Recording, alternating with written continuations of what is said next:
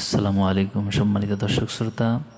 খালাস ফে এটি মাজহারুল ইসলাম ইসলাম কায়েম সন্নিকটে জানালেন। চলুন আমরা বিস্তারিত তার আমার মুখ থেকে ব্যক্তিগত কনভিকশন আমি বলেছি গুরুত্বপূর্ণ বক্তব্যটি শুনে একবিংশ আসি। শতাব্দী অবশ্যই দুনিয়াতে ইসলাম কায়েম হবে ইনশাআল্লাহ। তার লক্ষণ কিন্তু শুরু হয়ে গেছে।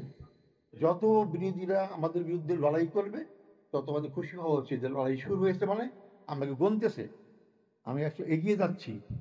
কত দল ৭১ সালে পাকিস্তানের পক্ষে ছিল, তার বিরুদ্ধে কোনো কিছু কয় না, জামাতের বিরুদ্ধে বলে।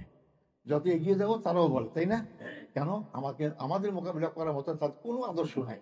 একটাই ঠুনকো আদর্শ বসা, যা আমাদের মধ্যে বিভ্রান্ত করতে চায়। কিন্তু আমাদেরকে সাহসের সাথে এগিয়ে যেতে হবে। ভীরু কাপড়ের দুর্বল লোকদের ইসলাম কায়েম হয়নি।